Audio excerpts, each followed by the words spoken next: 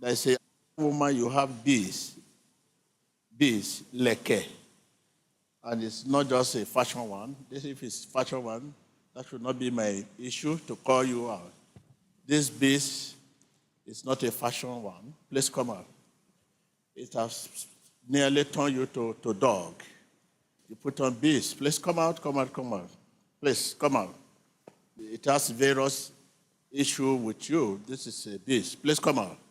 So thank you. God loves you. My name is Adebayo Generala. I'm from Ogun State, Nigeria. I'm the man of God prophesied to that has beads on. Though I bought the beads, but ever since when I put on the beads, I've not been myself. And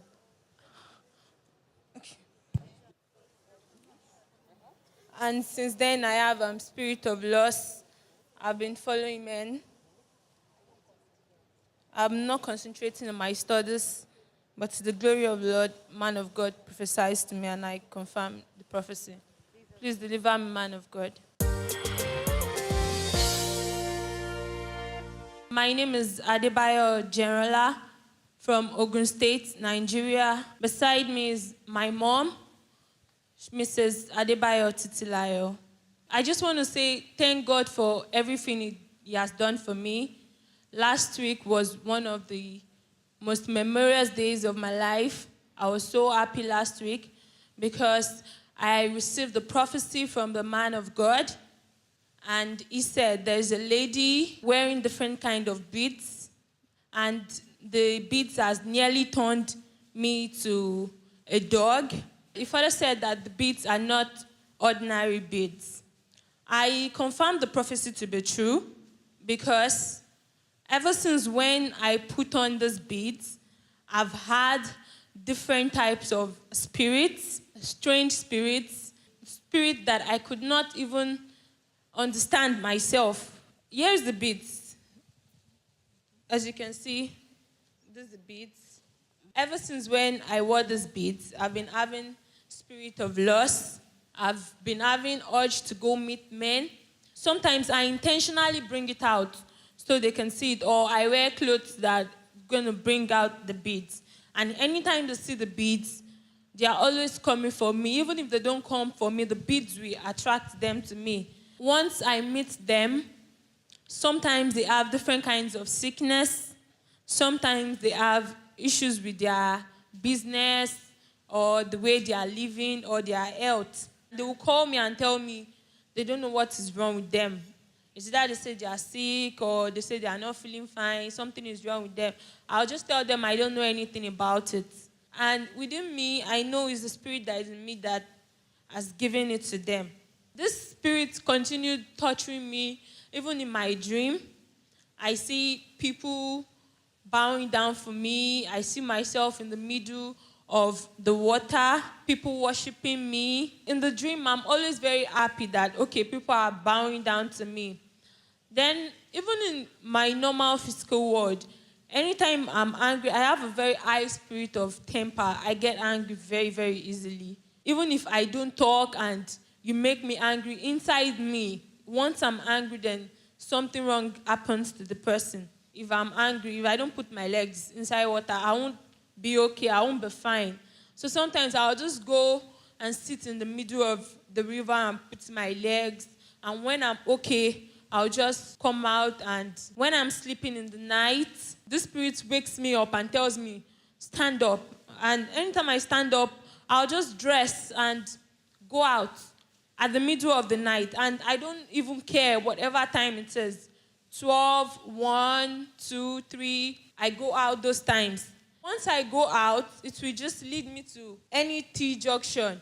Once I get to any T junction, I'll just sit down there. The strange thing about me sitting down there is people bring sacrifices that moment.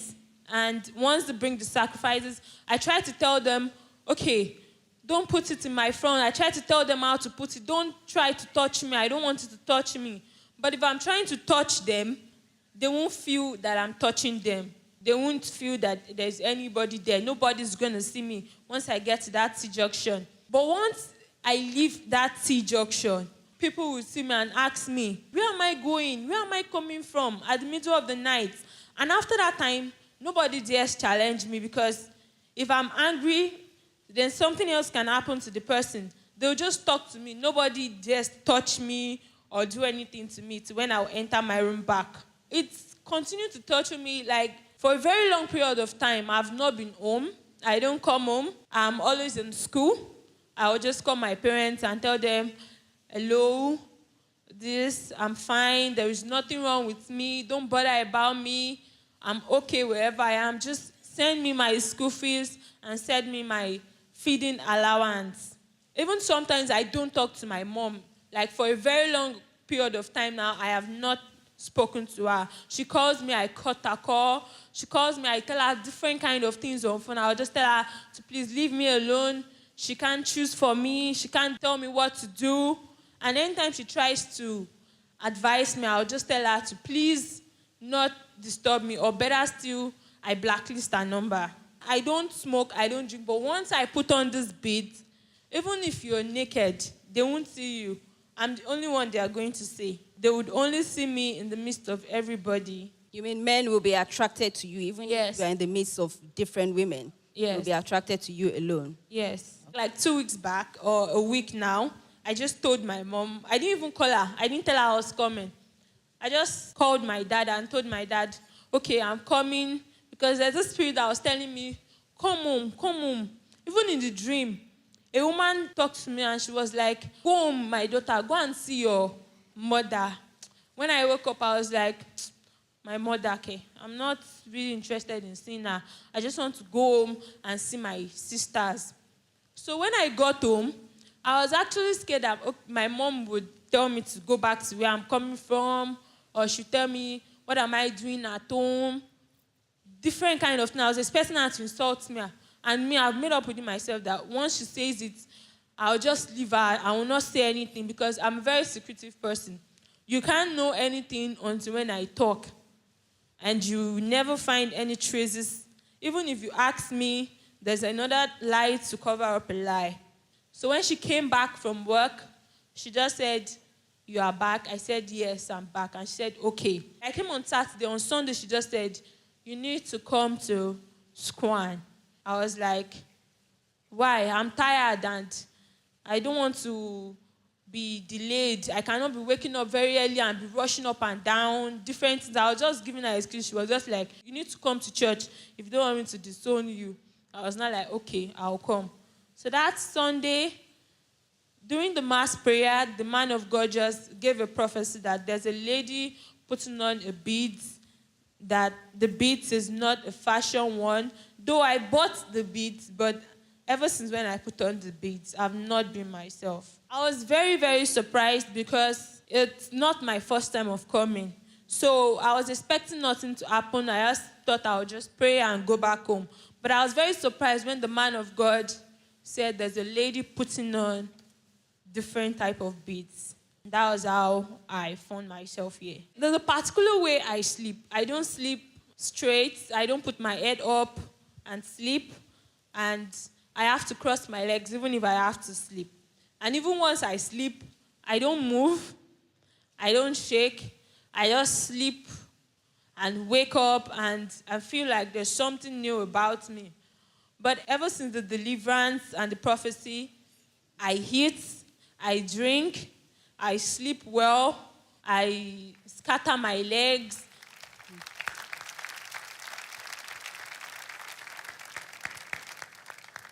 I don't have any dream again. I don't see myself in the midst of anybody. I just sleep and sometimes I just don't even remember what I dream of. I'll just sleep like, oh, it's morning already. Thank God. I want to use this opportunity to tell everyone to please help me to beg my mom. I've really offended her. I've never treated her like a mother. Mom, I'm sorry. I'm sorry, Ma, please. No.